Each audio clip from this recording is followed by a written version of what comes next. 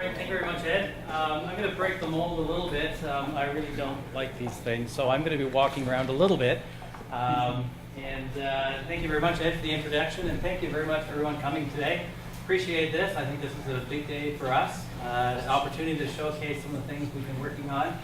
There's been so much work by so many people, and my staff, Yogesh, and John, and Jennifer, and many other staff here have been a lot of hard hours put into this thing, and a lot of field work been done by our operations crews too. So I'm really pleased today to talk about it. We started, we're going to start a little bit about infrastructure asset life cycles and what it means and why we're here and how these things work.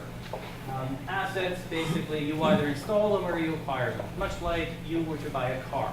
At some point you decide you need a car, you buy one. Municipalities, we grow our cities by adding people and subdivisions and businesses, so infrastructure is built to accommodate and service those assets operate. They provide some level of service. A car you use for transportation, and for our cities, roads provide us the means to drive those cars and water to our homes and sewage and sanitation. But those come at a cost. We all know that once we have an asset or we have something like that, we have to maintain it and we have to inspect it on a regular basis. We know at some point the inevitable will happen and there's going to be some levels of repairs throughout the life of this asset. And at some point towards the end of that serviceable life, we know that we have a choice. We either renew the asset to some degree to increase its life, or we are forced to replace it. What's interesting about infrastructure is that unlike your car usually after you've run this car for a while has some residual value. You can sell it in the marketplace and get some sort of money back for it. If you maintain that car and you've operated it well, you will have a decent return on your investment. Not necessarily a return on your investment, you will have some value. In the infrastructure world, that doesn't exist. Once a pipe is in the ground and it's reached its end of serviceable life, or maybe it still might be somewhat serviceable, it has no market value. So the financial equation is very different in that respect. So as we see, and we all know, as infrastructure or as our assets age, the increasing operations and maintenance costs exist. That's the fact of life, that's the way things work. And no different than sewer pipes, valves, and all these other things. But at some point, there is a line in the sand in which the operating and maintenance costs exceed reasonable levels for which you know you're going to need to replace that asset because it's consuming your resources and, that you have available to you. But we know that that can happen if you have the funding for that. This is the conundrum we've all been facing with the infrastructure. We've all built our cities, we've expanded over the last 100 years to these great cities of ours, including Cambridge, but we have an inventory of assets that are aging. And without sufficient funding to renew this infrastructure, we have an inherent funding gap. Therefore, our infrastructure is aging, and that's where the challenge is today. And it's very true that our operations and maintenance costs are very high on some of our assets, and some of our assets are very old, and they are failing, and it is consuming more and more of our operating and maintenance costs. We know that if you have two cars in the driveway, one is an old clunker that is consuming a lot of your resources in terms of ongoing repairs, and you have a new car. If you come to the point where all of your resources are spent maintaining or repairing that old car to the point where you're unable to change the oil on the new car, you might be able to go one cycle without that.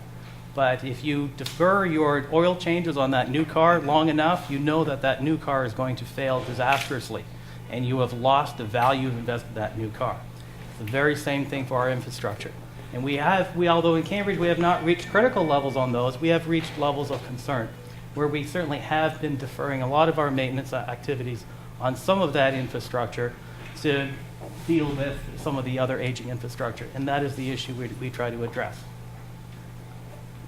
So the role of asset management here and why we are here is to ensure that infrastructure assets achieve that full serviceable life within a most effective total cost of ownership. So we look at the entire cost, the life cycle of it, and the operating maintenance costs, and what is the critical point or that sweet spot of when do we replace or renew these infrastructures versus the ongoing operating costs we incur, and still achieve a serviceable an acceptable level of service to our citizens. There's a second state, though, and I think this is a second way of stating it, is we want to achieve a state of affordable infrastructure, affordable, sustainable public infrastructure. While we have to date got very affordable infrastructure, we are not at a sustainable point. So this is the two things. We need to find that balance and achieve these things. So how we've implemented asset management since we started in 2005, we're following established asset management principles, and that is outlined primarily in the Infra Guide, National Guide to Infrastructure Management. It was developed through a consortium of many municipalities and organizations across Canada, along with the National Research Council, and they've developed a very nice guideline on how infrastructure needs to be managed. And I'll explain in a few moments.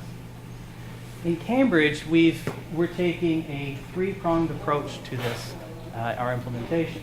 It consists of information, technology, and business. There are three distinct aspects of how to implement these kinds of things, but they all intertwine at some point. And they certainly are at a point now where they've intertwined very nicely. Hence, we designate it as a smarter city.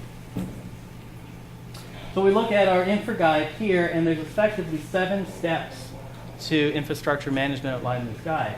First of all, you need to know what you have. There's an old saying that if you don't know what you have, it becomes very difficult to manage. So step number 1. Step number 2, you need to know how much that's the value of those things so you can make some informed business decisions on a financial perspective. What condition it is in, so you understand, is it good, bad, or ugly compared to where it needs to be in terms of our levels of service.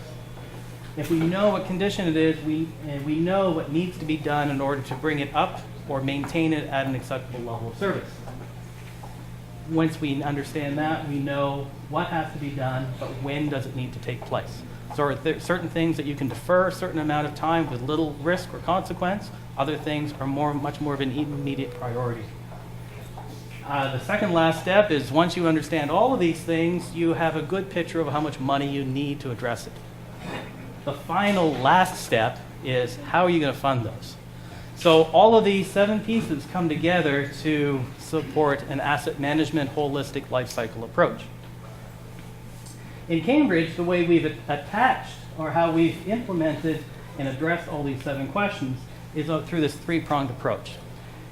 Step number 1 comes with inventory. So inventory is we now know and have collected that information from thousands and thousands of engineering drawings, from field knowledge from many of our longtime employees and staff, and from ongoing inspection records done through a lot of this equipment that you see displayed here today.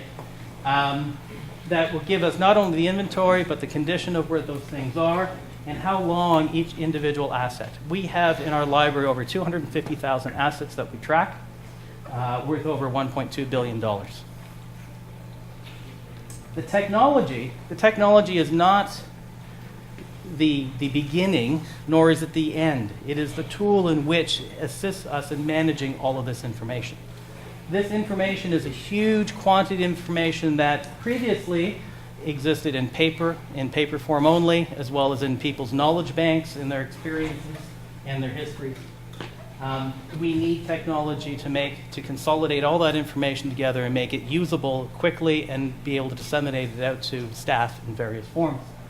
That consists of GISs, core databases, work management systems, expert analysis tools and processes, as well as mobile computing. Finally, that third part is business. We need to look, and we have looked at all the business processes around those things.